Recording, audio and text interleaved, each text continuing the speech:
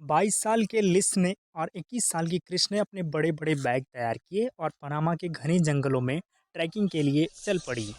उनके जंगल में जाने के 10 दिन बाद यानी 1 अप्रैल को आईफोन से सहायता केंद्र के 911 नंबर पर फ़ोन किया गया और इसी दिन सैमसंग मोबाइल फ़ोन से 112 पर फ़ोन किया गया। ये दोनों फ़ोन लिसने और क्रिस के थे।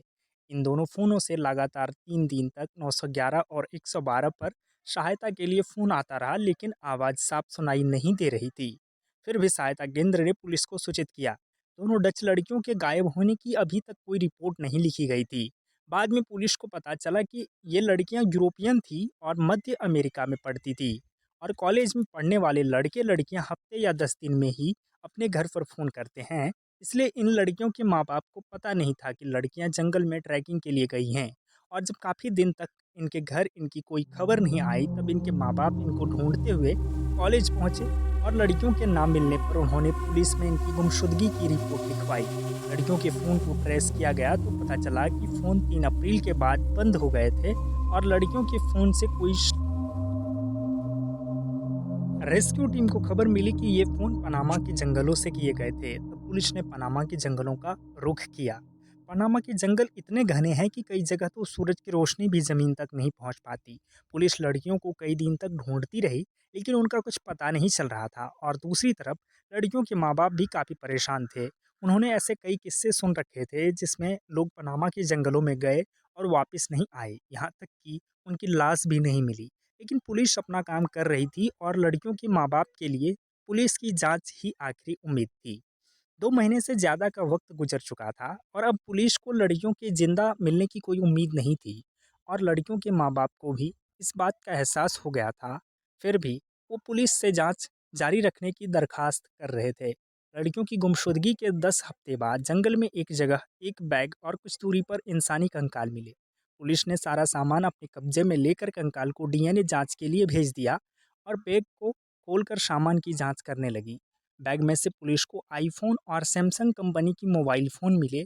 ये वही फ़ोन थे जिनसे 911 और 112 पर फ़ोन किया गया था। जांच के बाद पता चला कि फ़ोन 3 दिन तक एक बार स्टार्ट करके इनसे फ़ोन किया गया, फिर इन्हें बंद कर दिया गया। इसके 4-5 दिन बाद तक ये फ़ोन हर दिन एक बार स्टार्ट किए गए, लेकिन कोई फ़ोन नहीं किया गया। पुलिस का मानना था कि जंगल में फ़ोन नेटवर्क एरिया से बाहर होने की वजह से फ़ोन किया जाना संभव नहीं हो पाया होगा। इसलिए लड़कियां हर दिन फ़ोन स्टार्ट करके नेटवर्क चेक करती होंगी। फ़ोन के अलावा बैग से $83, 2 चश्मे और कुछ अंतःवस्त्र मिले। साथ ही एक इंश्योरेंस कार्ड मिला जिस पर लिसने का नाम था। तो फिर क्रिश का बैग कहाँ गया? हो सकता है दोनों लड़कियां एक ही बैग लेकर गई हो या क्रिस का बैग चोरी हो गया हो। कुछ भी हो सकता है। पुलिस इन बातों पर गौर कर ही रही थी कि इतने में बैग से एक कैमरा मिला जिसमें कुछ तस्वीरें थी। पुलिस ने कैमरे की जांच की तो उसमें से 10 तस्वीरें मिली जो दोनों लड़कियों ने खींची थी। इनमें से 3 तस्वीरें ब्लैक थी और कुछ तस्वीरों में क्रिस और लिसने थी, लेकिन ज़्यादातर तस्वीरें पेड़-पौधे और जंगल की थी और ऐसा लगता था कि ये तस्वीरें किसी नासमझ से गलती से खींच गई हैं। तो क्या इन दोनों के सामान को किसी ने छेड़ा था? अगर ऐसा था, तो फिर ये कैमरा दोबारा बैग में कैसे पहुंच गया? पुलिस इन बातों पर गौर कर ही रही थी कि इतने में डीएनए रिपोर्ट आ गई और पता चल गया कि कंकाल क्रिश और लिसने के ही थे। पुलिस काफ़ी दिन तक उनकी मौत की वजह ढूंढती रही, लेकिन कोई ठोस सबूत नहीं ढूंढ पाई।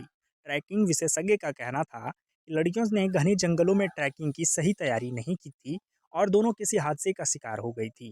तस्वीरों में दिख रही कलेवरी कलेवरा नदी को देखकर पुलिस का मानना है कि दोनों नदी में नहाने गई होंगी और एक का पैर फिसला होगा और उसे बचाने के चक्कर में दूसरी भी नदी में गिर गई होगी या किसी जंगली जानवर का शिकार हो गई होंगी। कई स्थानीय लोगों का मानना है कि ये किसी आत्मा का काम भी हो सकता है, लेकिन पुलिस को उनकी बात पर यकीन नहीं है। पर पुलिस उनकी हत्या की बात से भी इनकार नहीं करती। खैर, लड़कियों की मौत की वजह क्या है, ये रहस्य पुलिस आज तक नहीं सुलझा पाई और यह अनसुलझी पहेली आज भी ज्यों की त्यों है। धन्यवाद।